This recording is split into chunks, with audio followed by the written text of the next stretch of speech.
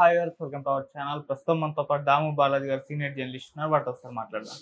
Sir నమస్కారం. Sir నమస్తే sir hit series లో భాగంగా ఇవాళ 3వ సినిమా రిలీజ్ అయింది. హిట్ 3 నాని గారు యాక్ట్ చేయడం జరిగింది. మరి హిట్ 3 మిగతా 2 సిరీస్ సినిమాల లాగానే హిట్ సాధించిందా లేదా సార్? ఈ సినిమా రివ్యూ ఏంటి సార్? హిట్ 1 అండ్ హిట్ 2 ఈ రెండు కూడా హిట్ సాధించాయి. అవి రెండు కూడా ఇన్వెస్టిగేటివ్ థ్రిల్లర్స్, అంటే పోలీస్ ఇన్వెస్టిగేటివ్ థ్రిల్లర్స్. దీంట్లో కూడా అదే తీసుకున్నారు. ఆ రెండు తీసుకున్నాక ఫ్రాంచైజ్ 3 జనరల్గా మూడో సినిమా రావడం అనేది మనకు అరుదుగా వస్తాయి. అట్లాంటిది నాని ధైర్యం చేసి మళ్ళీ తీశాడు. శైలేష్ కొలను దీనికి ముందు సైంధవ్ తీసి అది ఫ్లాప్ అవడంతో దీని మీద మరింత శ్రద్ధ పెట్టి తీస్తున్నాడని చెప్పారు. దాంతో నాని కూడా కాన్ఫిడెన్స్తో దీన్ని ప్రమోషన్స్ కూడా బాగా చేశారు.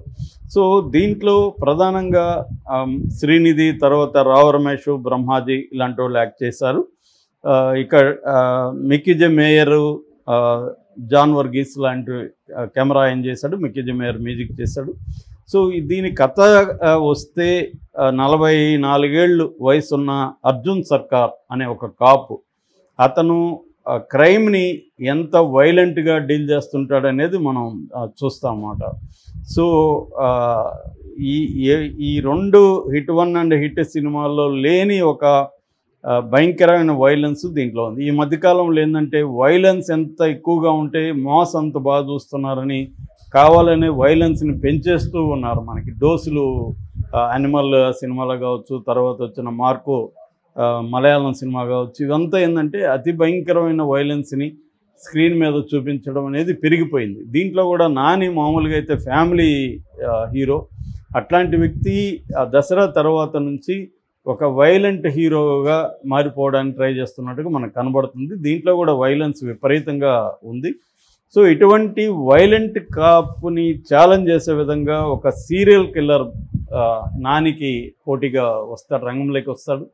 ఆ సీరియల్ కిల్లర్ చాలా క్లవర్గా కిల్లింగ్స్ మొదలు పెడతాడు. ఆ సీరియల్ కిల్లర్ని నాని పట్టుకున్నాడా, పట్టుకోవడానికి ట్రై చేస్తే నానికి ఎదురైన ఇబ్బందులు ఏమిటి, శ్రీనిధి క్యారెక్టర్ ఏంటి, శ్రీనిధికి నానికి మధ్య లవ్ స్టోరీ ఏంటి, ఇవన్నీ మనం స్క్రీన్ మీద చూడాలి. బేసిక్ ప్లాట్ అయితే ఒక పోలీస్ అండ్ కిల్లర్ మధ్య క్యాట్ అండ్ మౌస్ గేము.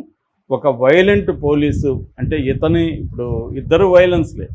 ఇతనేమో చట్టబద్ధమైన వైలెన్స్, నిజానికి చట్టం అలో చేయదు, పోలీస్ వైలెన్స్ని కూడా చట్టం అలో చేయదు. కానీ ఇతను చట్టాన్ని తన చేతుల్లోకి తీసుకొని చేయగలిగిన పరిస్థితి ఉన్న పోలీసు. అతనేమో కిల్లింగ్స్. సో ఇద్దరు వైలెంట్ క్యారెక్టర్లే. దాన్ని ఎలా డీల్ చేశారనేది బేసిక్గా సినిమా ప్లాట్ అన్నమాట. సో దీన్ని స్క్రీన్ ప్లేలో చెప్తున్న, ఎందుకంటే ఇలాంటివి కొన్ని 100,000 వచ్చేసాయి ఇంటర్నేషనల్గా తీసుకున్నప్పుడు. ఈ సీరియల్ కిల్లర్ సినిమాలు 100,000 వచ్చాయి. మన ఇండియాలో కూడా ఈ మధ్యకాలంలో బాగా పెరిగిపోయినాయి. అటువంటిది ఒక నలిగిపోయిన సబ్జెక్ట్ని తీసుకొని చేసేటప్పుడు చాలా ఛాలెంజింగ్గా ఉంటుంది. దాన్ని డైరెక్టర్ ఎలా చేశాడంటే ఫస్ట్ హాఫ్ అంతా కూడా వెరీ వెరీ యావరేజ్గా ఉంది. మామూలుగా మనకేందంటే మనం ఈ మధ్య ఓటీటీ వచ్చినాక ఇలాంటి థ్రిల్లర్స్ అవే ఎక్కువ ఆడుతున్నాయి.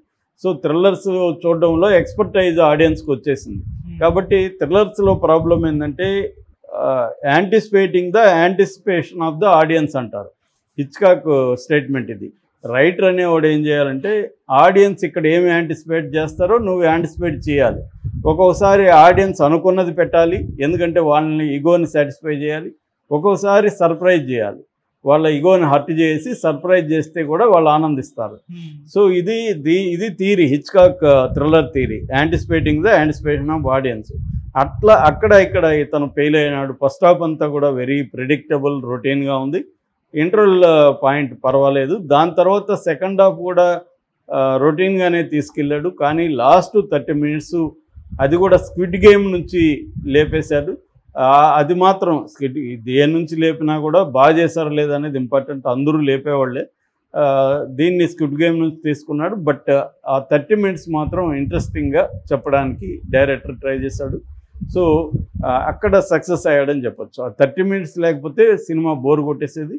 సో ఆ 30 మినిట్స్ సినిమాని నిలబెట్టింది. అట్లాగే వీళ్ళిద్దరి శ్రీనిధికి నానికి మధ్య లవ్ ట్రాక్ కూడా ఇంట్రెస్టింగ్ అయితే ఉంది. నాని పెర్ఫార్మెన్స్ మనం చెప్పాల్సిన అవసరం లేదు. సో వాళ్ళిద్దరు శ్రీనిధి కూడా బ్రహ్మాండంగా చేసింది. వాళ్ళిద్దరి మధ్య కెమిస్ట్రీ కూడా బాగా వర్కౌట్ అయింది. సో దీంట్లో పెర్ఫార్మెన్స్లో వైజ్గా తీసుకున్నప్పుడు ప్రధానంగా చెప్పుకోవాల్సింది నాని పెర్ఫార్మెన్స్.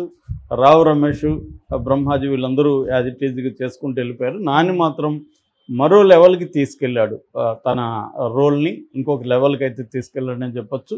నాని లిటరల్గా సినిమాను మొత్తం మోసాడు. అంటే నానికి ఆ క్యాపబిలిటీ ఉన్నాయి. గతంలో కూడా మనం అనేక సినిమాలు చూసాము.